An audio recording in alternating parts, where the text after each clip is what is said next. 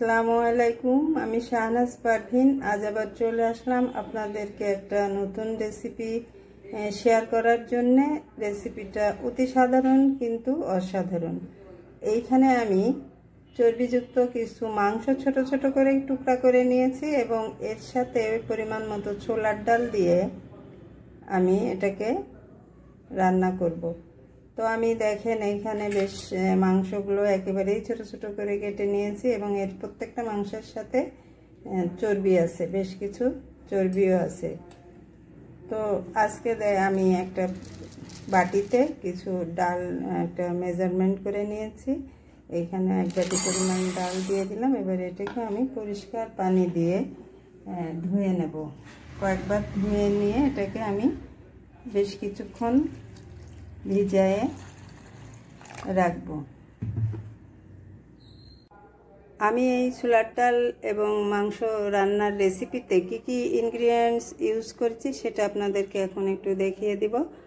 তো দেখেন, এখানে প্রথমেই যেটা দেখাবো, মাংস এবং ছোলার ডাল তো আছেই এবং তার সাথে এখানে আছে এটাতে কিছু জিরা গুঁড়া, এইখানে নিয়েছি গরম মশলার গুঁড়া এবং জায়ফলের গুঁড়া, এটাতে কিছু কাঁচা পেঁয়াজ কুচি করে নিয়েছি, এটাতে হলো কিছু লবণ, এখানে আছে পেঁয়াজ বাটা, এখানে আছে রসুন বাটা, এটা আদা বাটা এবং শুকনা রাঁধুনি যে গুঁড়া মরিচ আছে সেই মরিচ, এবং এইখানে আবার আমি আস্ত শুকনা মরিচ, কাঁচা মরিচ এবং কিছু গোটা মশলা, যেমন আছে হলো 4-5টা এলাচ এবং 3-4টা দারুচিনি। এই ইনগ্রিডিয়েন্টসগুলো দিয়েই আমি আজকে রেসিপিটা রান্না করব। চলুন তাহলে রান্নাটা শুরু করা যাক। চুলায় আমি একটা পাত্র নিয়েছি এবং দেখেন পাত্রটা গরম হয়ে গেছে। এবার এর ভিতরে আমি কিছু সরিষার তেল নিয়ে নিচ্ছি পাত্রে। তো পরিমাণ মতো সরিষার তেল নিয়ে আমি আগের থেকে যে পেঁয়াজ গ্রেট করে রেখেছিলাম সেটা এখন আমি এর ভিতরে দিয়ে দিলাম এবং এইটাকে একটু ব্রেস্তা করে ভেজে নেব। পেঁয়াজটা দেখেন ব্রেস্তা করা হয়ে গেছে। এখন আমি এর ভিতরে প্রথমেই মাংস দিয়ে দেবো, যে আগের থেকে ধুয়ে রাখা যে মাংস, সেই মাংসটা এখন আমি দিয়ে দেব।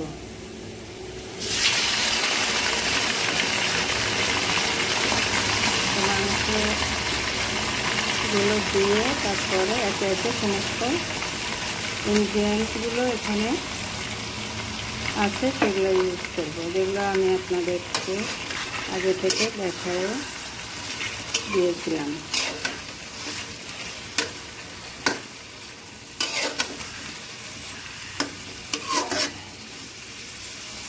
প্রথমেই আমি এর ভিতরে দিয়ে দেব 1 টেবিল চামচ পরিমাণ রসুন বাটা, 1 টেবিল চামচ পরিমাণ আদা বাটা, 1 টেবিল চামচ পরিমাণ পেঁয়াজ বাটা। এবার আবার আমি এই মাংসটাকে একটু মশলাগুলো এর সাথে ভালোভাবে মিশিয়ে নেব।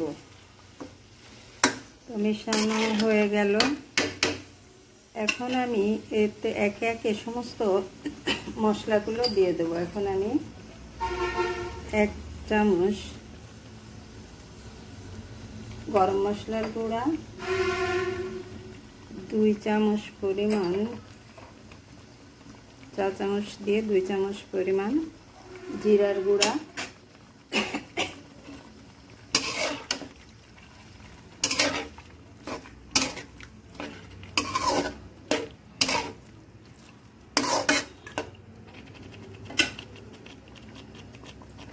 এবং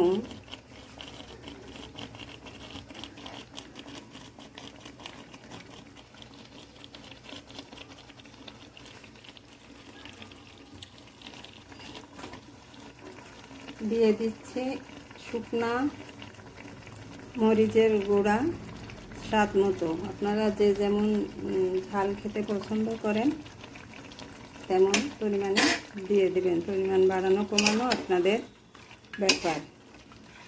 তো আমি মিডিয়াম ঝাল খেতে পছন্দ করি, সেজন্যে ছোটো চামচের 2 চামচ শুকনো মরিচ এর ভিতরে দিয়ে এবার এতে আমি যেটা করব, সামান্য পরিমাণ পানি দিয়ে এটাকে আমি রান্না করব।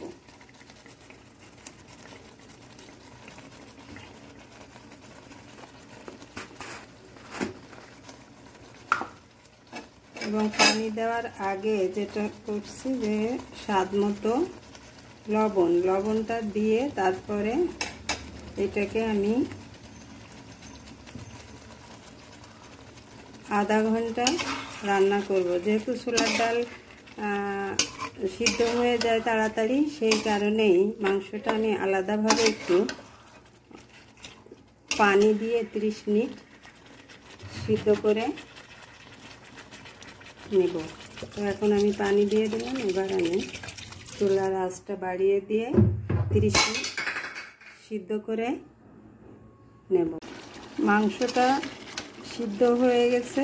এখন এটাকে একটা পাত্রে নামিয়ে রেখে তারপরে ডালের সাথে মিশিয়ে এটা রান্না করব। প্রথমে আমি কড়াইতে তেল দিয়ে আগে যে শুকনা মরিচ এবং আস্ত গোটা মশলা ছিল সেগুলো ফোড়ন দিয়েছি। তারপরে এর ভিতরে ডাল দিয়ে একে একে সমস্ত মশলা আমার দেওয়া শেষ। এখন আমি যেটা করছি, এখানে আমি শুকনা যে মরিচ আমি এখানে ব্যবহার করছি, শুকনা মরিচের গুঁড়া এখানে আমি স্বাদ মতো দিয়ে দিলাম, কারণ আমরা একটু মরিচ কম খাই। আপনারা যারা বেশি খেতে পছন্দ করেন তারা বেশি দিয়ে খাবেন, পরিমাণ মতো দিয়ে খাবেন, যার যেমন পছন্দ। তো আমার সমস্ত মশলা দেওয়া শুরু।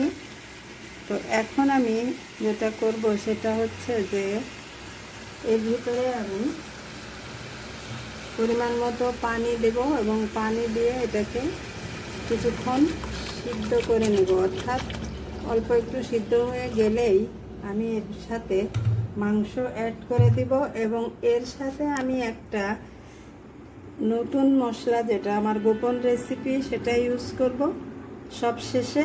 সেটাও আপনাদেরকে দেখায় দেবো এবং এই মশলাটা আমি কিভাবে তৈরি করেছি সেটাও দেখাবো। এখন আমি এর সাথে হলুদের গুঁড়া দিচ্ছি না, কারণ মাংসের সাথে হলুদের গুঁড়া দেওয়া আছে। তা হলুদ দিলে অনেক সময় ডাল সিদ্ধ হতে চায় না, সেই কারণে আমি মাংসের সাথে হলুদ ইউজ করেছি। তো চলুন তাহলে আমরা এখন রান্নাটা শেষ করি। রান্না একেবারে শেষের পর্যায়ে চলে এসেছে। আমি যে কথাটা আপনাদেরকে রান্নার ভিতরে বলছিলাম যে আমি আমার একটা গোপন রেসিপি, একটা মশলা আমি দিই এই ছোলার ডাল মাংসে, সেটা হচ্ছে যে এর ভিতরে কি কি আছে সে বিষয়গুলো একটু বলে দিই আপনাদেরকে। এর ভিতরে আছে জিরা, পেঁয়াজ, রসুন, আদা, কিছু গোটা মশলা দিয়ে এটাকে ভালো করে ভেজে নিয়ে এটাকে আমি ব্লেন্ড করে নিয়েছি। এখন আমি মশলাটা এর ভিতরে দিয়ে দিলাম। রান্নাটা শেষে একদম শেষে এসে এটা দিলে এই মাংস ও ডালের স্বাদটা একদম চেঞ্জ হয়ে যায়। এটা এবারে ভালোভাবে মিশিয়ে দিয়ে আর একটুখানি রান্না করলেই আমার রান্নাটা শেষ। তো আমি রান্নাটা শেষ করলাম প্রায়। দেখেন, আপনারাও যদি বাসায় এভাবে ছোলার ডাল মাংস রান্না করেন তাহলে অবশ্যই সবাই অনেক মজা করে খাবে ইনশাল্লাহ। রান্না শেষ। ডালটা খেতেও খুব সুন্দর হয়েছে। আমরা অনেকে বাসায় চর্বি ডাল রান্না করে খাই, তো এভাবে চর্বিযুক্ত মাংস দিয়ে যদি আমরা ডাল রান্না করি সেটাও খেতে অসাধারণ হয়। তো আমি আশা করব আপনারাও বাসায় এভাবে চর্বিযুক্ত মাংস দিয়ে ডাল রান্না করবেন, দেখবেন বাসায় সবাই খুব পছন্দ করে খাবে। ভালো থাকবেন। যদি আমার ভিডিওটা ভালো লাগে অবশ্যই লাইক, কমেন্ট, শেয়ার করবেন, সাবস্ক্রাইব করে পাশে থাকবেন। ধন্যবাদ সকলকে।